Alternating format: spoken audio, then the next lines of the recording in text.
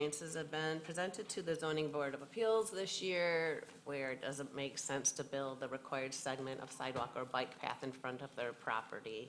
And so that right now requires a variance, and we're suggesting going back to language that used to be in the ordinance where the owner of that property just consents that in the future, if the township establishes a special assessment district to build a much larger segment, they would pay their appropriate share of it at that time. So that language used to be in the ordinance, then we took it out, and the ZBA recommends it go back in, so does the Public Works Director, because there's been some change in federal rules and regulations that discourage, or I don't know, discourage or prevent the building of these random segments of path or sidewalk. They need to be to a connected network before you start putting them in. So that's what these changes are. We did take public comment, but you can always take public comment again tonight. So we had public comment on this on July 24th. Any question on these items from the commission? I have just a word issue that is on page 8, number 2, the third line down. It's a typo for the word individual. Which word, I'm sorry? Individual. It's just a typo. It's spelled as induvial. Page 8 of the packet or page 8 of the amendment? Of the Page memo. 8 of the Of the amendment. first Oh, the memo. packet doesn't have pages. This Yep. one. And then on page 11, Is it in red or oh, sorry, black? yeah, it's buried in there. Third It's line. the temporary outdoor events paragraph. Oh, thank you. Yep, third line down towards the right. Okay, well, that's just a note. That's not ordinance language, but thank you. That's good. So that means it did not get carried forward into the ordinance. In 5790, let's see, paragraph 2, that would be page 11.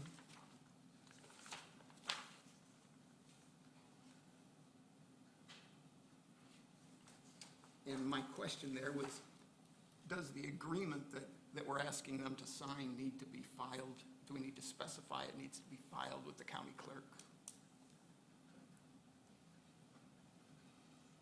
Well, we will file it. The township will, but Oh. Jim, do you think we need to add that in here? Record it? Yeah. No, that would be done as a matter of course. Thank you. I have a question on,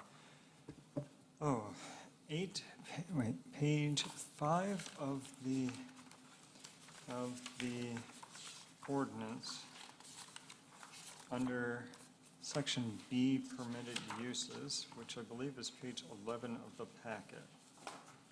Sorry, page 12 of the packet, page 8 of the ordinance, under permitted uses, section B.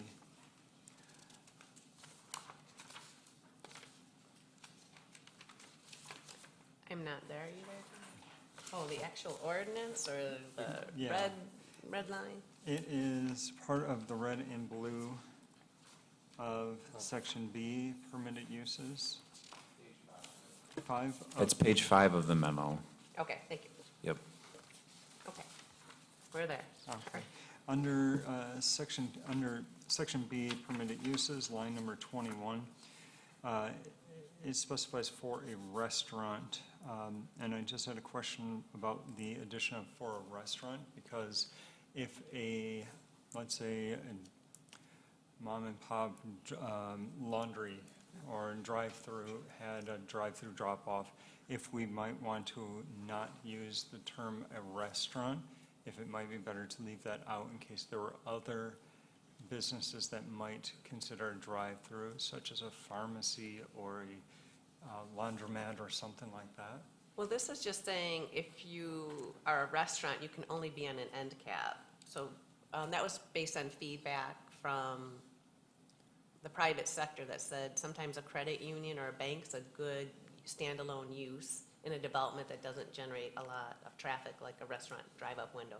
So he convinced us, I guess, that the drive-up for the restaurant is the use we want in an end cap. We wouldn't want a standalone McDonald's in our mixed-use district.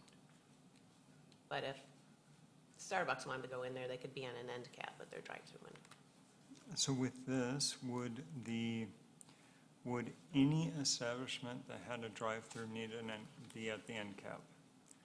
Just a restaurant would have to be on an end cap. But so that's the question I'm asking is, would it behoove us, would it be better for that to be broader? For example, if you had, like I said, the laundromat or something like that, because some do have drive-throughs, you would still want a drive-through if it's in a building that is multiple units. You would still want any drive-through in a building that has multiple units to be at an end cap. And I didn't know if we wanted to hem ourselves in by saying just a restaurant. And it could just be the way I was interpreting that, because I agree with you. A standalone restaurant or something like that, a drive-through is, it's kind of par for the game, but I didn't know if that was just too restrictive by saying a restaurant or not. I'd be curious if it's just my interpretation or No, it's anybody else's. I think it's a good question, and I think you could approach it a couple different ways. So the way that it's written right now is that only a restaurant needs to be on an end cap, but everything else is open to be freestanding drive-through, not in a multi-tenant building. We could be better off saying, to meet the comment, satisfy what they're asking for from the private development community, is maybe we list what ones don't need to be on an end cap rather than what ones need to be on an end cap. So like a bank, for instance, you'd say could be a freestanding have a freestanding drive-through. Well, that'd be a really long list, and we might miss one, and then. Would Are it? we- I guess I'm not sure if it would be that. You think it would be that long? I've thought about this for the 60 seconds that we've been reading about it so far. So it could be really long. Or could it, perhaps we could wordsmith it in such a way that says specifically that it doesn't, hold on, maybe I'm misinterpreting this. Let me read it again. Any drive-in service window or drive-through service for a restaurant must be located on the end cap of a multi-tenant building and shall not be located on a standalone building. Where could it be located if it wasn't on an end? Well, that, A I mean, standalone building. Mike's definition was a multi-tenant building, so something that's maybe divided into 4 spaces, right? You would have only 2 potential places to put a window. You're not gonna put them in the 2 middle units. I think that's requiring that a restaurant drive-through be on a multi-tenant Yeah. building And A not a freestanding standalone and building. not a can't standalone building. Have, a freestanding building can have a drive-up, but not if it's a restaurant occupying the freestanding building. Like the Ferlito project, there's 2 multi-tenant buildings with the drive-up and a freestanding building with the drive-up that might be occupied by a restaurant. And your reaction and the board's reaction wasn't favorable to those 3 drive-ups. And so if they're limited, and that was generating a good amount of the traffic from that development. So if that freestanding one has no way to be a fast food restaurant, that's going to impact the traffic. okay. Positively. That Reduce clarification it. made sense, thank you. Yeah. Yeah. Okay. I just didn't understand the intent. And Yeah. that's why I had to read it a couple times and highlighted it. The intent is for us not to have a KFC and a McDonald's and a Burger King and a Wendy's as part of this, as their own Exactly. buildings. All right, thank you. The next question I had was on the next page, the top line. The foster care family home licensee must be a member of the household and an occupant of the residence. So the question I had with that is the AFCs I have worked with and worked for in the past, the owner was not an occupant. So I didn't know if that would be a restriction, if that was an intentional restriction, or if that was intended for that purpose. That was Because it's- intentional. Was there, You have other definitions within your ordinance for other types of adult foster care, but this one is for an adult foster care family home. For, yeah, 3 to 6 adults.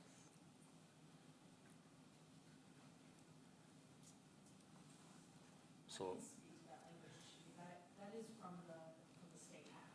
Okay. The state act would require the occupant of the residence, be a member of the household as well, so this is straight from the license. Perfect, thank you so much.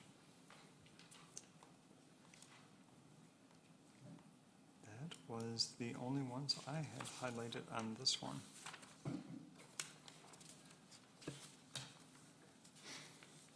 Just a point of clarification for me on the temporary outdoor events.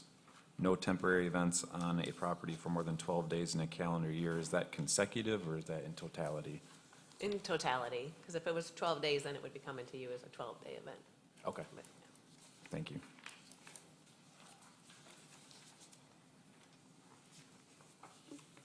Any other questions from the Planning Commission?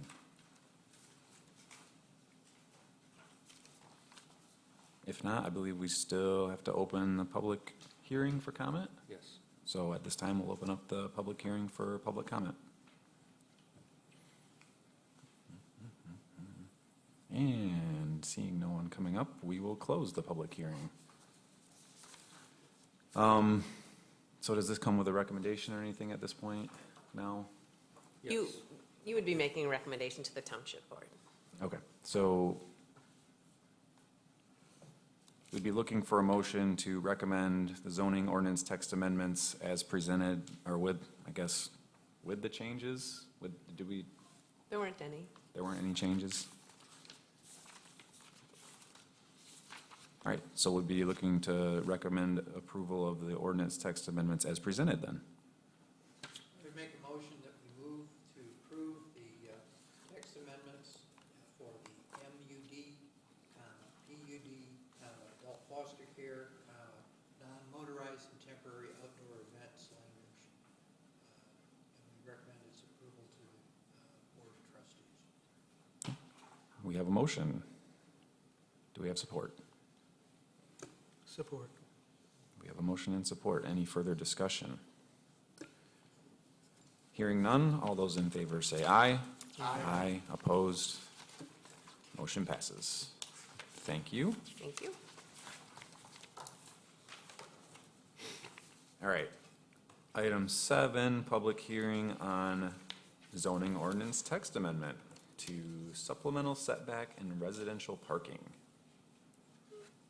This came about, we presented it last month, and you set the hearing for tonight. There was a recent application of our supplemental setback requirements for an office building on a commercial property that it abutted the side yard of a townhome development that was zoned R4, and the ordinance says when the more intense zoning district abuts the residential district, a greater setback is required. And it didn't make any exceptions for what that use might be on the commercial property. And so in this instance, it was an addition to an office building. And the zoning board of appeals was not able to find that the criteria for granting a variance were met, so they had to recommend, or they had to deny the setback variance for that. And it got us thinking internally, because we had supported the variance request from the idea of an office building addition, but, the board has the challenge of walking through the criteria. So we suggested some amendments to the ordinance. So like, there are certain uses in the commercial district that would not be a big deal. But there are other uses in the commercial district where you might want to maintain that greater setback requirement of 85 feet. So we've come up, just going through the ordinance, looked at the uses that might not have to have 85 feet from the property line, and those are the ones where we're recommending that supplemental setback be cut in half. And I'll walk through those in a second. And then there's an unrelated amendment that just something we saw once we started working the parking amendments that were recently adopted into the ordinance, that we just needed to qualify one thing. So the uses that right now in an R3, R4, R5, if you develop on that property and you abut something in the ag, RR, R1, R2, or RC district, you have to have a 50-foot setback. And we're suggesting that be reduced by 50% to 25 feet for a family child care home and group child care home, adult foster care family home, and a foster family home. And those uses, well, the last two are already allowed in those other districts anyways, a permitted use. So why should they have a greater setback just because their underlying zoning is R3? Because they could do it in the R2 for the 20-foot or 10-foot setback. So that's what we're suggesting for there. The next one is the one that brought this to our attention. It's an 85-foot setback in the commercial or commercial restricted district if you abut from ag all the way through R5 zoning. And so looking at cutting that back for a bank, credit union, or similar financial institution, as long as they don't have a drive-through, because those you would want the greater buffer for something with a drive-through, just the noise of the ATM and the noise of the cars idling.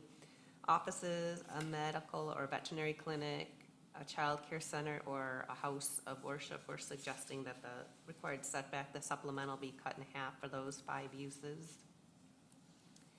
And then there's a 100-foot setback from the industrial districts to any of the ag or residential district. And we're suggesting that that be cut in half again for offices, medical clinic, bank, credit unions, similar uses, and publicly owned and operated buildings, including community buildings, parks, playgrounds, and other recreational areas that are publicly owned, that they not have a 100-foot setback, that they could have a 50-foot setback from the property line. And when I was preparing for the meeting tonight, I was looking, so I'm not sure how I'm gonna get these words out right, because it's Thursday night, but child care centers of going to 42 and a half, taking that supplemental of 85 to 42 and a half, doesn't match what would be required for a child care center. Has to be 50 feet if it's built in the R3 and the R4. So I think that first one, 50 feet, cutting that in half, maybe we need to add D to be a child care center. Or not. I don't know if you would want a child care center to be 25 feet from the property line, but something to talk about. It's just a difference, like depending on what zoning district it's in. It's either 42 and a half or 50 or 25. Do you have any examples of where this is occurring or would occur? Or I'm having trouble picturing where there's commercial.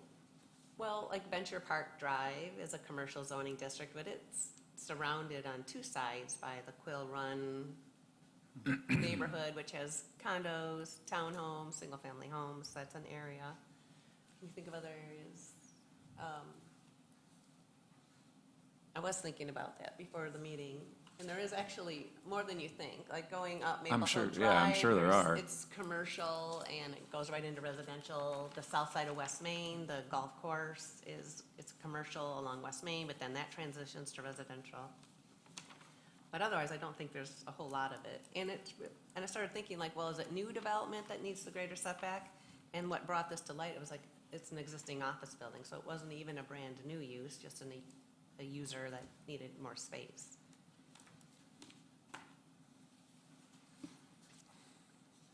So I wouldn't be concerned about making these changes that we're not having great enough setback.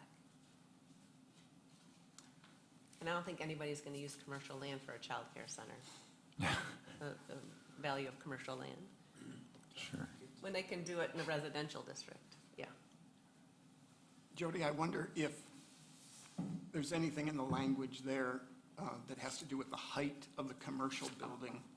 That would impact certainly residential people if it was a taller building. Yeah, you got that. There with is in less the setback. industrial, and in the, And It's in all of them. well, I in think. all of them, Oh. yeah. Did I miss that? Yeah, That's since minimum increased. setback is increased 1 foot for each foot in height in excess of 25 feet. That's under number 2, same thing under number 1. Well, we could qualify that new language to still include, it's cut in half, but then it's still plus 1 foot for each foot in height in excess of 25 feet. I think all the uses we call out aren't going to be taller than 25 feet unless it's a credit union with a real unique architectural feature that they want to showcase. But we could add some qualifying language to just include that 1 foot for Yeah, each I mean- foot in height. Offices could also be more than 1-2 stories tall. I suppose. Yeah. Well, certainly developers are going to want to go higher, the more valuable the land. A lot of the offices we see built anymore are for a specific tenant that, like, a couple of new veterinary buildings, it's not a spec building anyway. Right.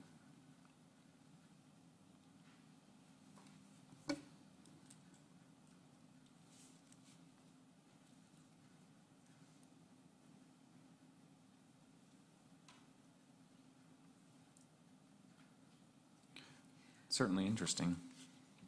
Well, I'm just, yeah, thinking now, like, the minimum setback distance shall be reduced by 50%. Well, that's still counting for the height thing. So it's 100 plus in the industrial example, 100 feet plus if the building's 35 feet, then another 10. Correct. So But that's, does- even does- cutting that in half, so we're not negating the increase in setback because of height, we're just saying that's cut in half. Right, so essentially it would be a half a foot for every foot over 25 feet. Yeah, yeah.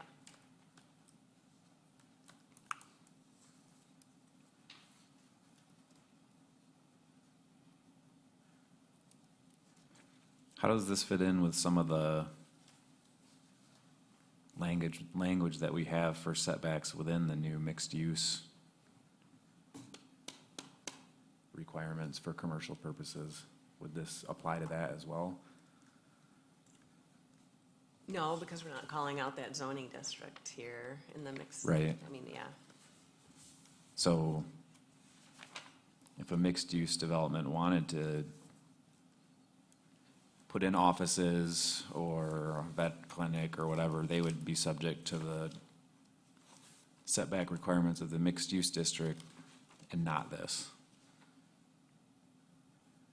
Right, I'm just finding that right now. I happen to have the mixed use with me, unless someone on my team knows it off the top of their head.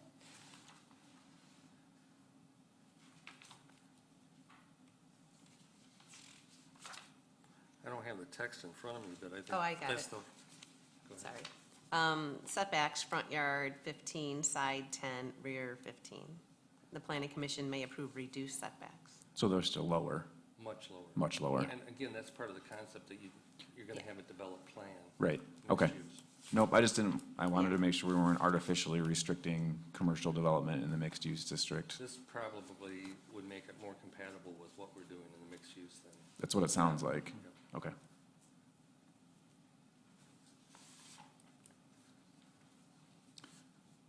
Any more questions on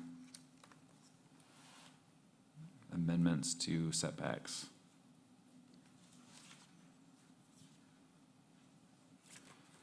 Any questions on the parking? For whatever reason, I was trying to read this last night too, and I cannot figure out, so this, what are we trying to fix with the parking, off-street parking? We used to talk about in the ag and residential zones, not only your parking, but where you could put your boat, your motorhome, and we split that out. And we're just wanting to make sure that the reader knows that, except as otherwise specified, 1 and 2 family dwellings and farms are exempt. So these 1 and 2 family dwellings still have to park their motorhome and boat in compliance, because they were it was spelled out here before, but by breaking it out, it sounds like they're exempt from those requirements. So that's what we're just saying, as otherwise specified herein, so they'll see, well, there's a whole section about RV and boat storage. I'm not sure exactly what it's titled, but we just want to make sure that it's clear that that still applies. For whatever reason, when I'm reading it, it sounds like 1 and 2 family dwellings are exempt from the off-street parking requirements.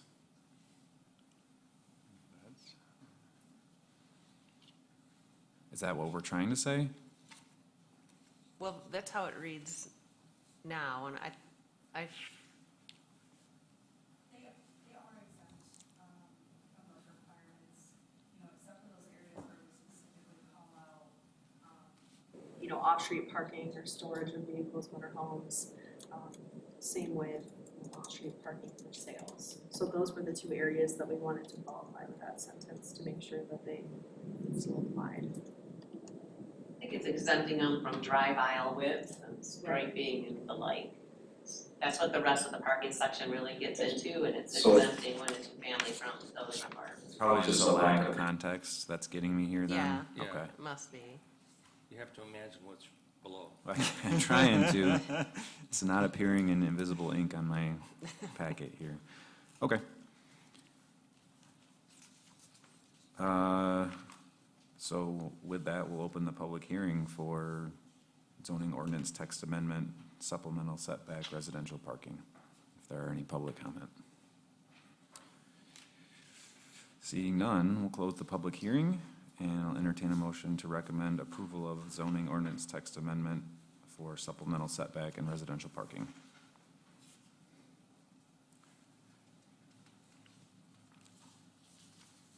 Don't everybody, any jump at, I'll make the said motion. thank you, we have a motion. I'll offer support for this one. Any further discussion? Hearing none, all those in favor say aye. Aye. Opposed? Motion passes. Thank you. All right, looks like item 8, we have a presentation on battery energy storage systems. Yes, well, you're all familiar with the legislation from 2023, and there is interest in developing one of these facilities somewhere in the township, so I thought this would be a good opportunity to invite a member of that industry to just come talk about, well, themselves, but also just the idea and the technology from New Edge Renewable Power. Good evening. Can you hear me okay? Yeah, thank you. It is our pleasure to come tonight and talk to you about standalone utility-scale battery energy storage development. My name is Rachel Walker, and I'm the Director of Permitting at New Edge Power. And I'm joined tonight by my colleagues Steve Barna and Donna Marceau. Steve is the Head of Development, and Donna is the Senior Director of Real Estate. And we are the development team of this development company.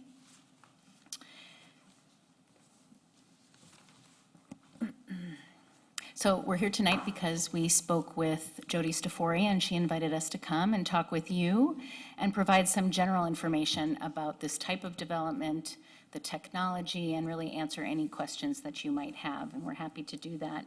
We are experts at the battery energy storage development, but we are not experts in everything related to development, and we collaborate closely with lots of people who are. We have lots of subject matter experts, so if we can't answer your questions tonight, we will make sure to consult with our collaborators and make sure to get you the information that you need.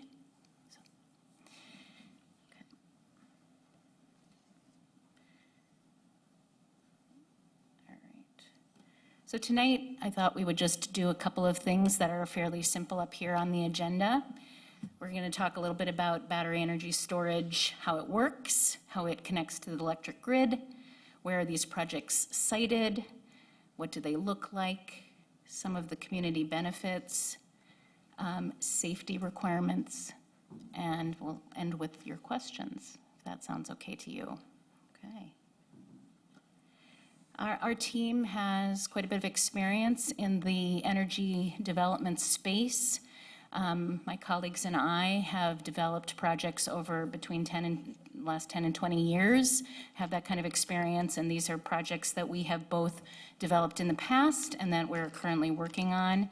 We have developed from coast to coast, north to south, all across the country, developed large-scale utility wind projects, large-scale solar projects, and battery energy storage.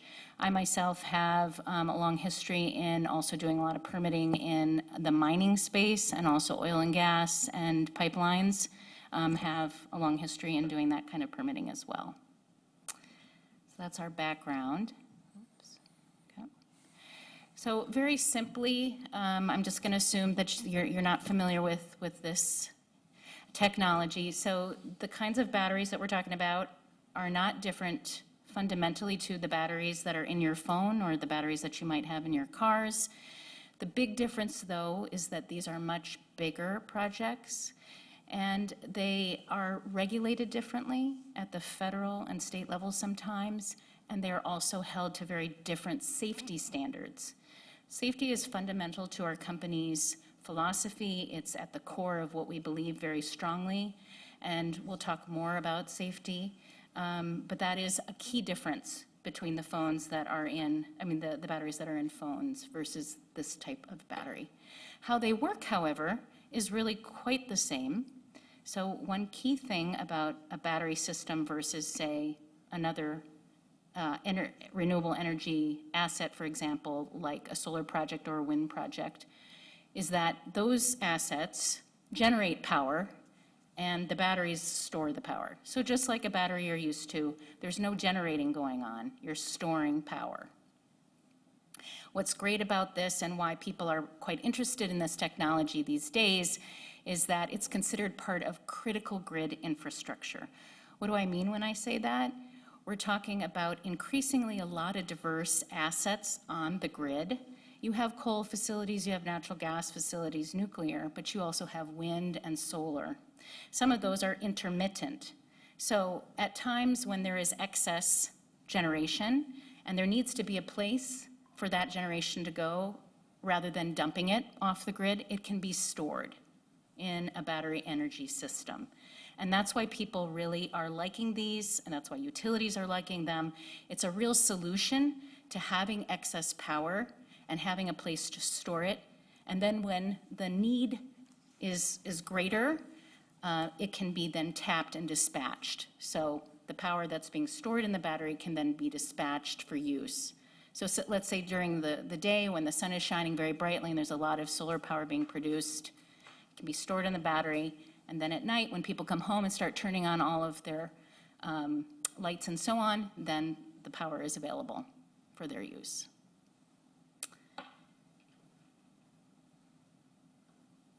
How are these projects sited? We're going to talk about this subject at a fairly high level and touch on some of the key reasons or the key ways that we make these decisions. So we look across the country and we look at various state and local jurisdictional goals. So in the state of Michigan, there is a goal to have 2.5 gigawatts of this type of technology by 2029. Michigan also has 100% renewable energy generation by 2050. So that's number one. Number two, we also consult with utilities and start to examine whether there is a favorable climate for this kind of technology. Next, we look to see if there are substations. Substations are where we like to put these projects because it connects very easily, very close to the grid. So it has a direct connection to the grid.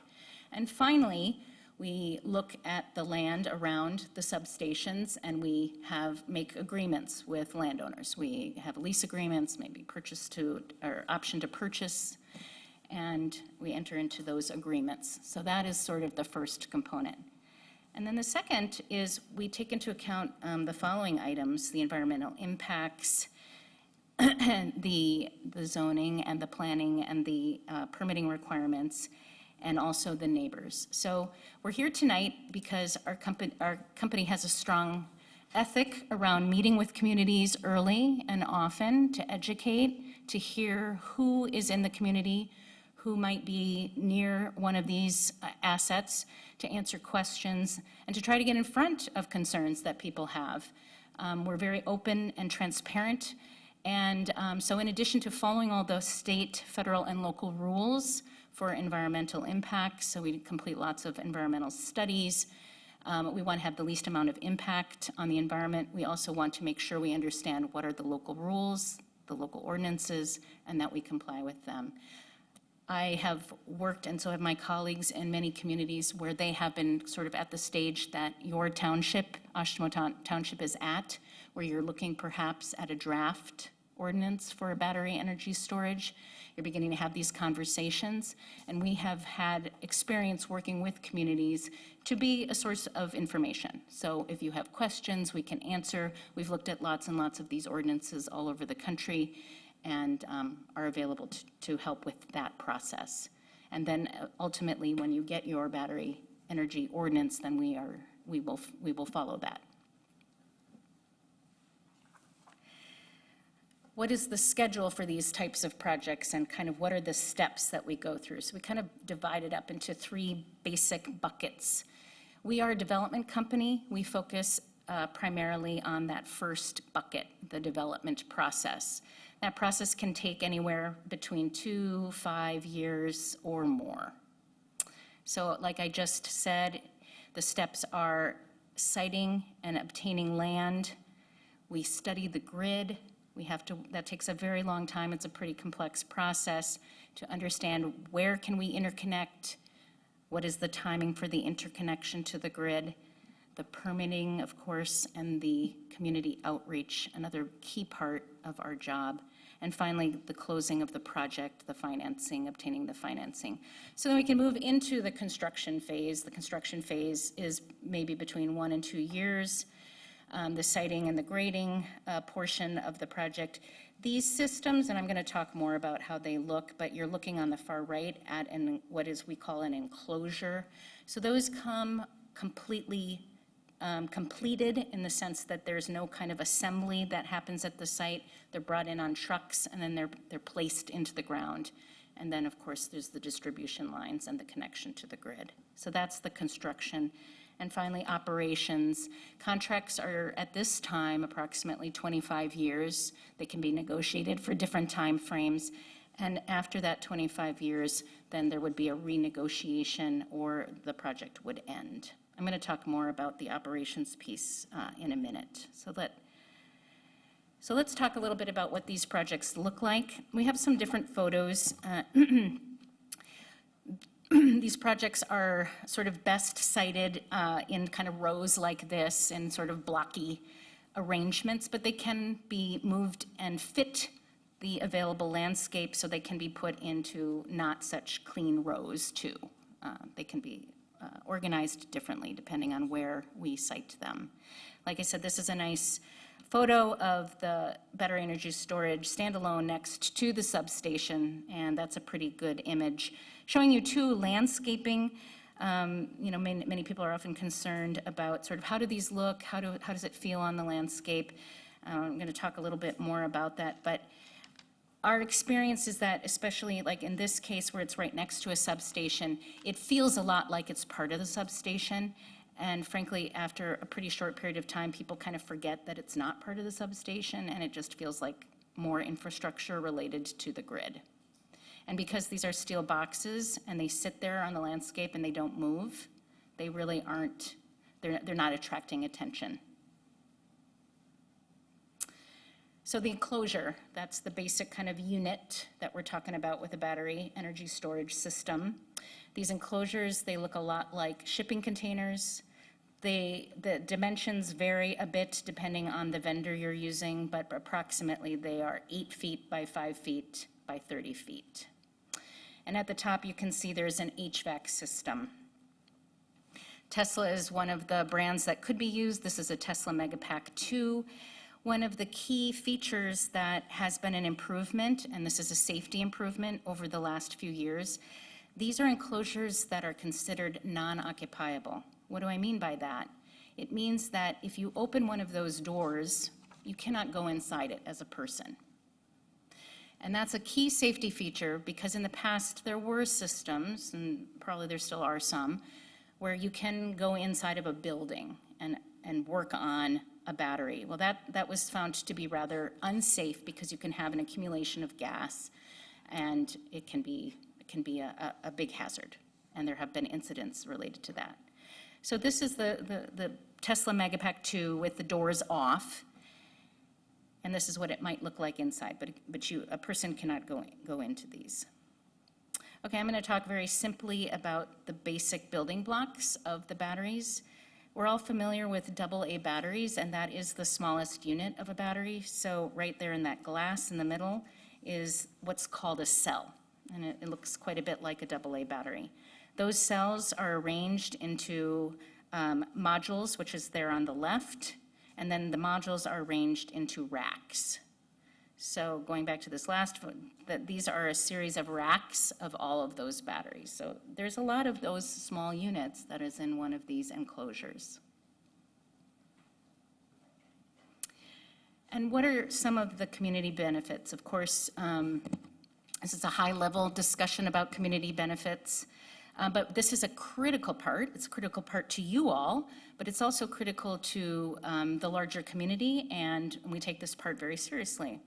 So when it comes time to do so, we hire a third party and we do a very careful tax assessment. How much how much tax revenue will our projects generate? What are the tax rules and the tax requirements?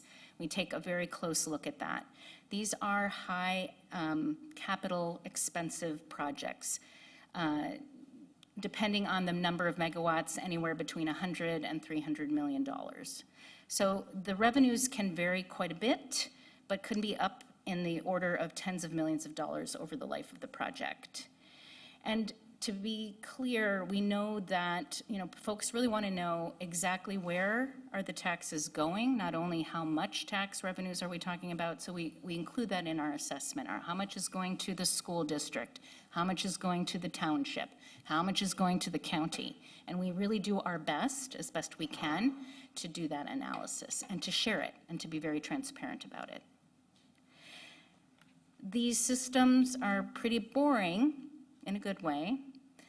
They don't move, they don't emit anything, they don't leach anything.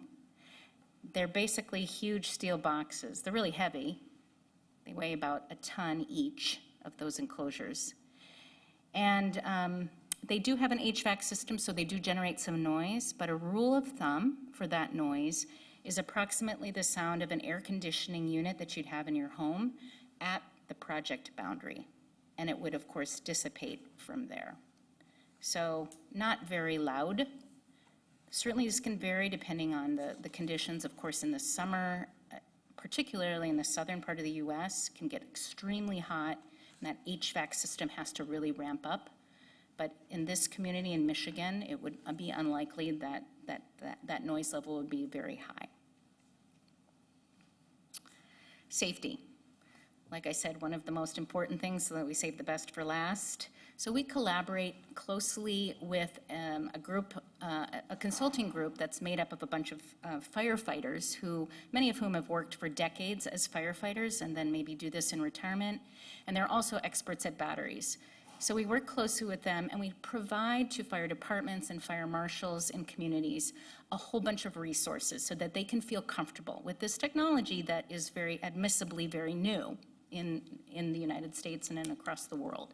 And there's been a lot of changes and a lot of improvements, but there is some key compliance, the NFPA 855, which we have shown here, and the UL standards that are for these large-scale units. These are the things I was referencing earlier that is very specific to this type of technology.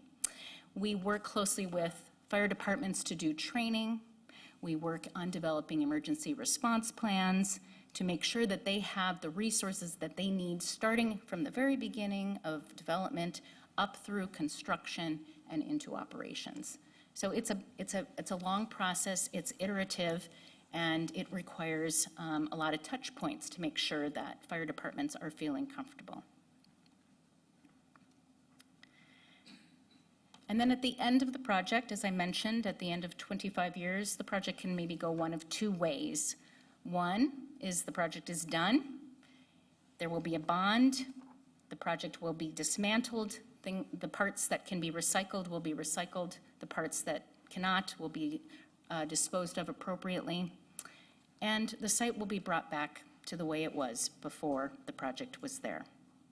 Or alternatively, if the project is perceived as something that's needed and necessary, then there can be another contract and can be re-upped and the project can continue. A lot of people wonder about, it's not as if these batteries last for 25 years without any need for augmentation. Just like the battery in your cell phone degrades over time, so it is true in these kinds of systems.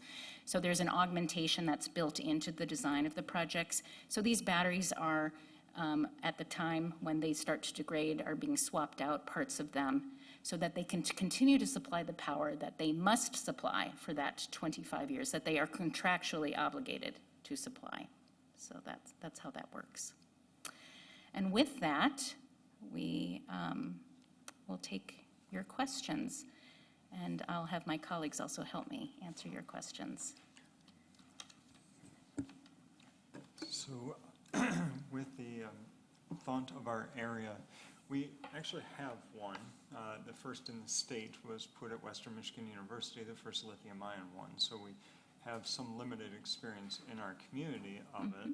But how many megawatts is being considered?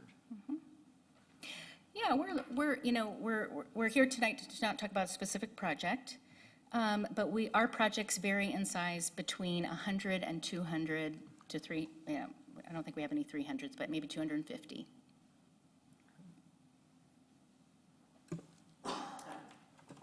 How large is the one at Western? What's that? Do you know how large the one at Western I is? think it's 1 megawatt. It was small. One or One. 1 or Okay. 10, Yeah, yeah. it's 1 or 10. It was Okay. small, but it was A little the bit first. different scale then. Yeah, it's 1 megawatt. It's on Parkview. I have two questions. One, do the units that you recommend have fire suppression that's built into the box? Yes, is the short answer. Of course, it depends on which system is being used, but increasingly that's becoming an industry standard, that there are all kinds of safety and fire kinds of safety technologies that are in the boxes and are part of the system. Okay. Yeah. Second question, this is kind of your industry information, I guess, but Yeah. I don't see the power companies yet building these kind of facilities and taking advantage of the arbitrage money. I mean, they've got the land, they have the substations, and I'm trying to grasp why we don't see consumers Yeah. or somebody just, this is Well, our I'll do my business. best to answer, but I'm going to ask Steve to also answer, and we can't really speak for the utilities. We have heard, and anecdotally, that, folks who focus, like our company does, on a lot of the specifics around this technology are better suited to perhaps do the development and the construction. We've just gotten better at it. The utilities, they have to manage a huge system. So I think they are going to come up to speed, and they're going to continue but they will often work closely with us. They're looking for people who are experts at this technology. It's still fairly new.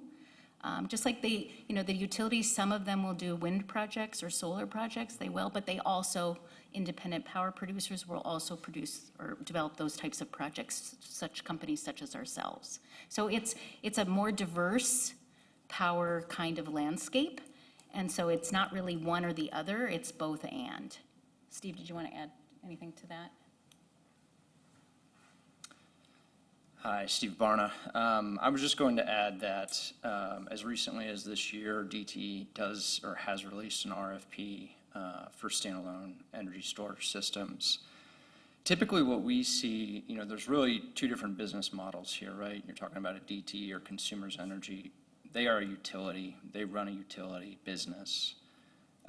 Very, as complex as development, but just differently complex and differently nuanced. And so oftentimes what we see in the industry is that large utility companies look to contract for power, either generation or capacity. In this case, a storage project is capacity, right? We'll look to basically contract for that power or capacity with a third party, like a project, that might be here in a township like Oshtemo.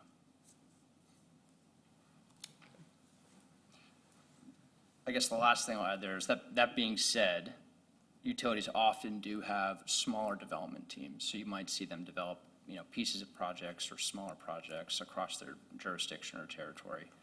But we do see kind of as a general thematic, theme across the country, a lot of utilities are contracting with third parties or independent power producers for these types of needs.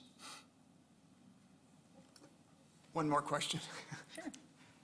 On the large swaths of land that we use for power transmission, there's a lot of land that nobody can use. Are these being cited in that space as a way to redeem the value of that property? unfortunately, large transmission systems or corridors are typically under, an easement agreement, right, with the utility and the local landowner, which prohibits any type of building of infrastructure underneath or within that easement. So the short answer is no.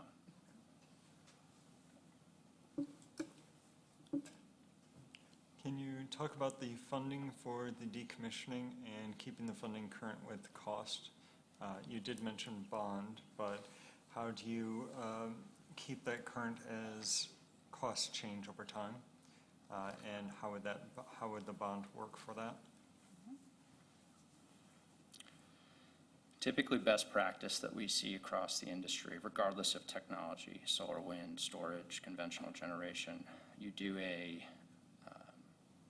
financial analysis prior to construction with a third-party engineer licensed in the state. They come up with the cost estimate for what a decommissioning plan will cost for that specific facility.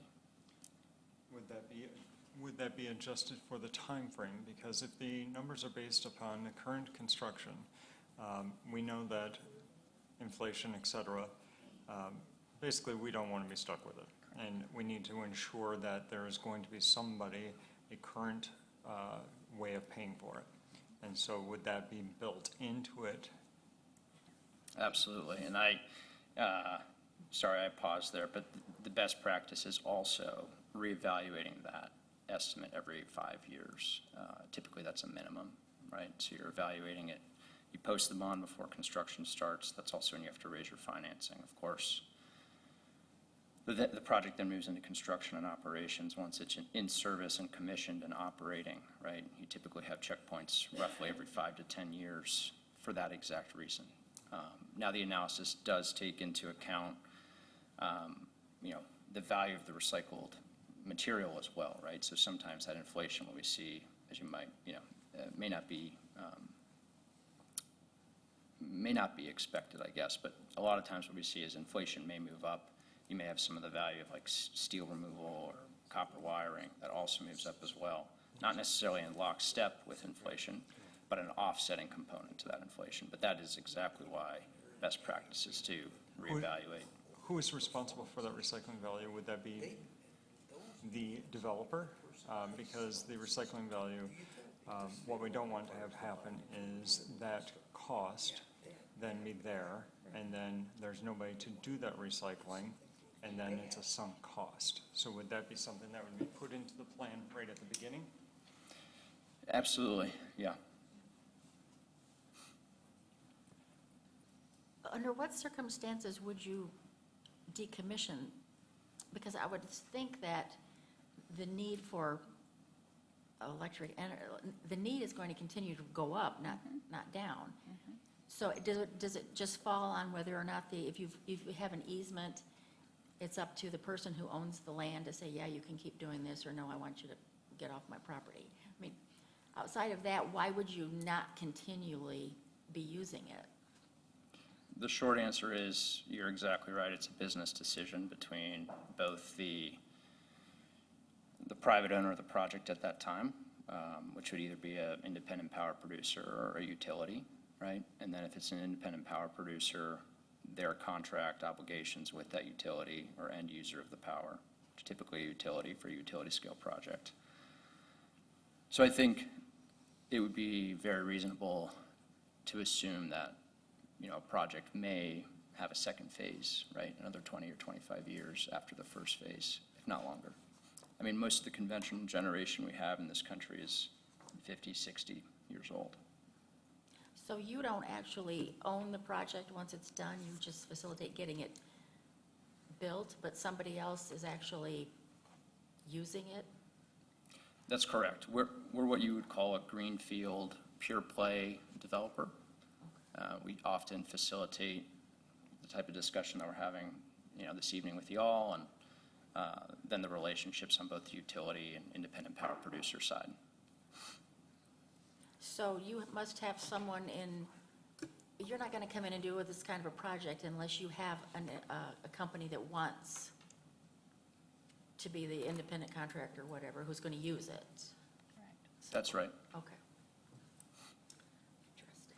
I'll just add to that, people ask that question quite a bit, and this industry is like many industries where there's experts at different phases of this process.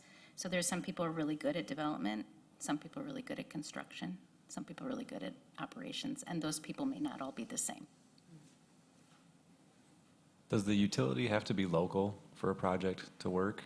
Or could you have a site here in Oshtemo that's giving power to a utility that isn't local?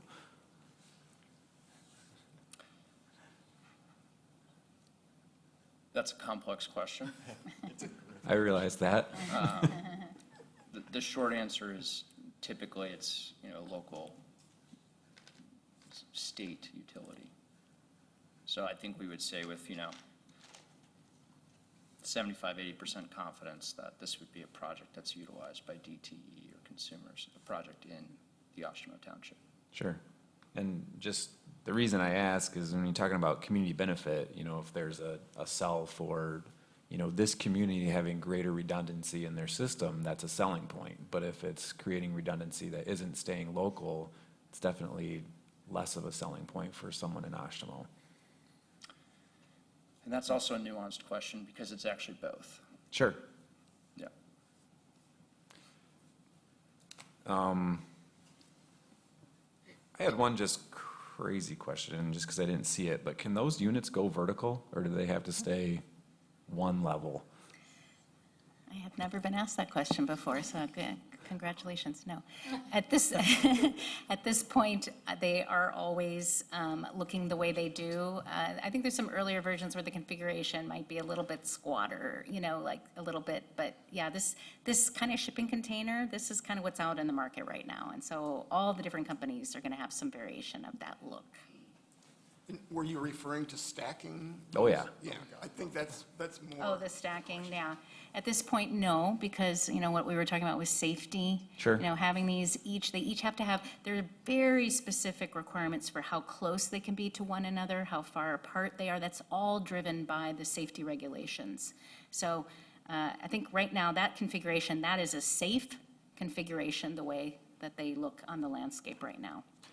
And have you had a project go 25 years yet? I can't imagine you have. No, there may be some I don't know, the Michigan project was one of those early, that's kind of like those first pilot type projects. But yeah, the big scale, Steve and I worked at a company together at a few years ago. That was one of the first that was putting in these standalone utility scale batteries. So they really just got to the point where that technology finally made real sense to do these kinds of big, like 100, 200 megawatt projects. And, a lot of things had to come together to make that work.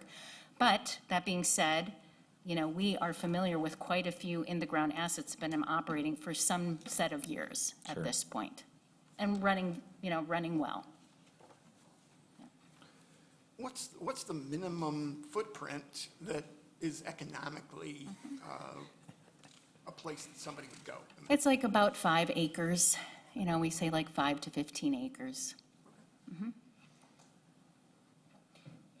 And that would be buildable area, right? So that doesn't necessarily take into account setbacks or other, Terrain. exactly, yeah. And do you know, is anyone placing them such that they're in a bermed area where they're not really visible to the public unless you're flying overhead? Yeah, berming, I've heard about I've had to deal with berming with respect to like solar projects. Berms can be something that people do to landscape, to screen the project from the public, but yeah, in general, I'm seeing that these are not such big projects. They're not huge solar projects. They're certainly not wind projects. And they do really blend in. So the need for a whole lot of screening, I think, is less and less. So, yeah, if you're asking if it makes sense to put them like near a berm, not really, like, it makes sense. My thought was they're below the surface of the normal grade, so the berm is actually. I see. kind of Yeah. down on the ground. Yeah. Nothing is impossible, of course, but I haven't seen that Okay. myself, yeah, Yeah. but, yeah. We're just learning here. Yeah, of course, yeah. I think I think we would more regularly see like a landscaping plan. And so that would be, usually some vegetative screening, bushes, trees, evergreens. We also see different kinds of fencing techniques, which, can have kind of latticed fencing to screen as well. I don't think I've ever seen a burn for this type of project. I would also add that if you do have the berm, then you're probably looking at it becoming a wet area, which you don't necessarily want, so that could cause, an issue. We look, initially when we're putting a project in, we look for wetlands.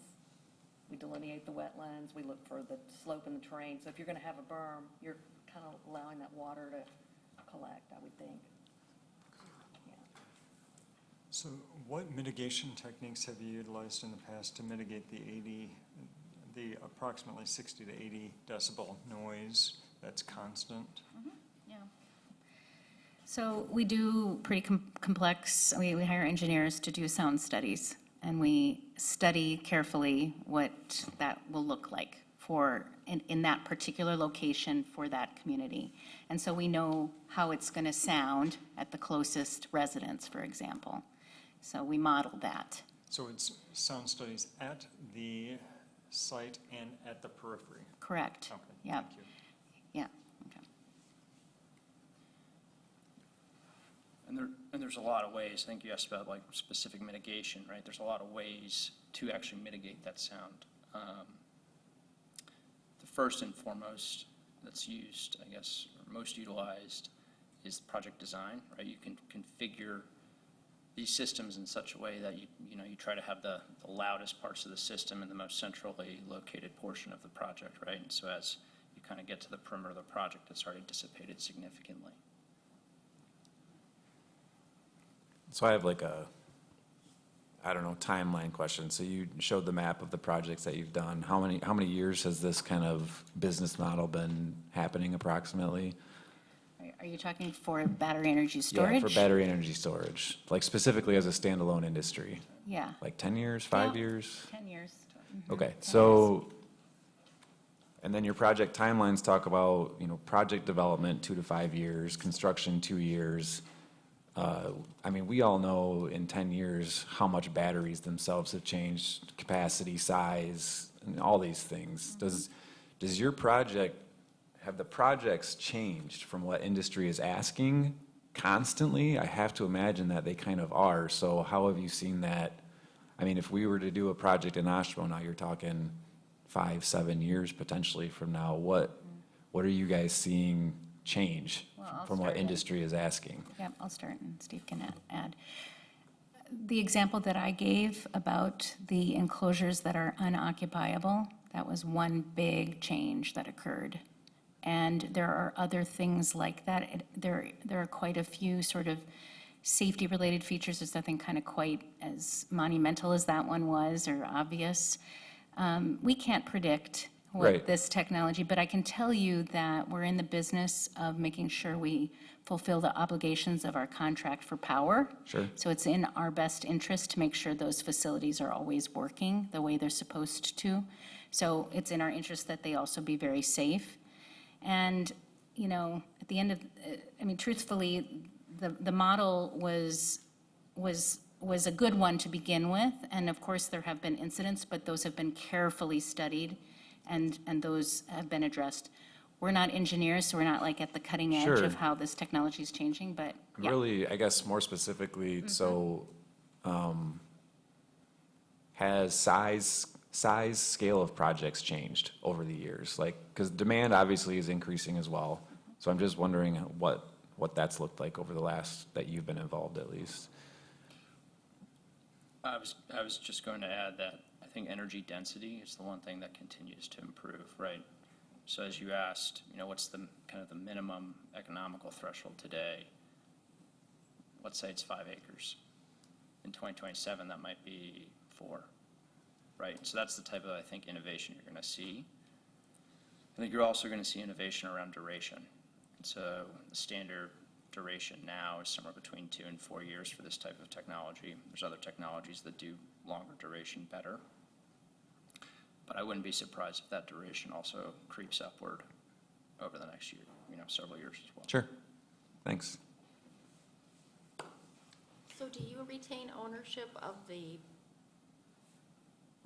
boxes or where, I mean, the equipment is still yours? No, so like we said, we are a pure play developer. So we develop the projects and then we collaborate, we find a partner who will then be the owner and the operator. But then but you would come back to decommission it? No, No? we would be negotiating with the township for that decommissioning plan and making sure that the bond is in place. This is a really critical question, and this is, of course, you're wondering, like, you guys leave and who's gonna help? That's why this is a complete negotiation. It would be something that you would have a big hand in, making sure that you have the bond, and you have built in some of those assumptions around, in 5 years, we're gonna reexamine it, make sure, yes, because you do not wanna be left holding this when none of us are around.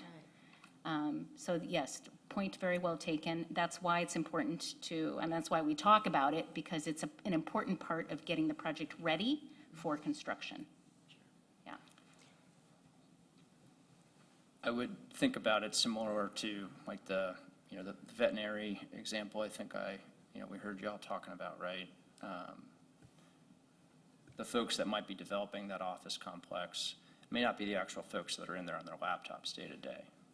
But those folks that are in there on their laptops day to day still have to abide by the same regs that you put in place for the development of that office, right? And so that's a very similar construct here. Who would be responsible for funding the fire training and site-specific drills?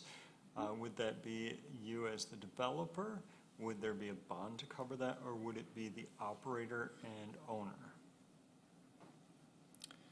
Typically, best practice would be to hold fire training, safety in advance of construction, and then a periodic, typically annual training session And or who so would- thereafter. And so that responsibility would start with a company like ours as a developer. It would be an ongoing obligation through operations. Do we have any of these types of facilities in, like, say, Kalamazoo County? Western. Besides, but Well, that's a that's the solar one. field, right? No, so they have a BESS, it's a small BESS. You can't even notice it. It's very small. I believe it's a hybrid BESS with the solar panels there, but it is a BESS system. So it is a battery electric storage system. And it was, like I said, the first in the state. So we don't have anything like this? Not In at the this county. size, not at this Okay. size. I'd like to follow up on the question about the training. In addition to the training, is any specific equipment ever provided to a local department? So typically, what we call an emergency response and management plan is created for the specific project in question, right? Not all projects are equal. They're not necessarily cookie cutter either, right? So you'd put together an emergency management response plan. The typical best practice does not necessarily involve additional equipment on site. Is it still to allow it to completely burn out and just, in case of thermal runaway, it just burns out and you provide services to make sure it doesn't expand? That's right. And, this starts to become something that we would like to have our specialists here to talk about, because they are the ones that can really get into it. But yes, the answer is the best practice is to if there is an incident, and there has been basically an incident at the battery, you allow it to self-consume itself.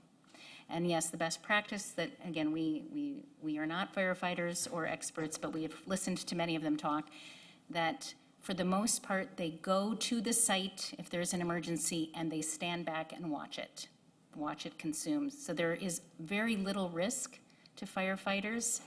And most of the incidents, we study them closely. It is something that we're very interested in too.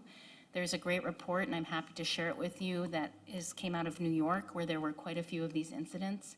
They found that those incidents, that there was no impact to people or to health or to the environment beyond the perimeter of the project. So while it's not very nice to watch one of these things, having an incident, it is the fact that they haven't done anything beyond the project perimeter. And so they're really, you never say never, but there hasn't been, a reason for firefighters to get in there. And certainly water is not used because it's an electrical system. And lithium. And lithium, exactly, makes it worse. So did I understand right that the units are so self-contained that there's no toxins that are ever released during that kind of burn? No, if you just go Google, you'll see some pretty awful things. And So they do impact people.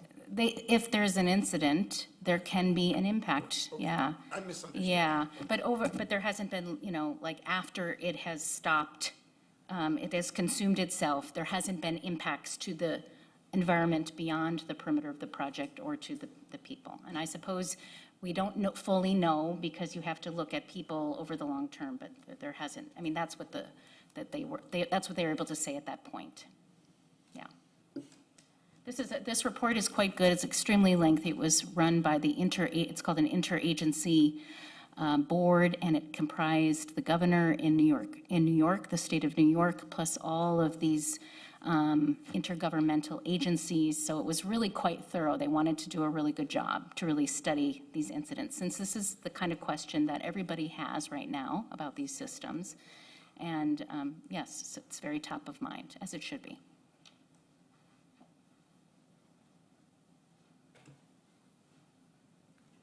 Did we grill them enough? They were here in June, and I invited the fire department, so we did have just an internal staff meeting with them. Okay. And so that's why I thought, as we're getting closer to developing an ordinance, it'd be important to just get Yeah. an education. Very interesting stuff. Thank you all. You're welcome. Thank you. All right, we'll move on to item 9, second opportunity for public comment.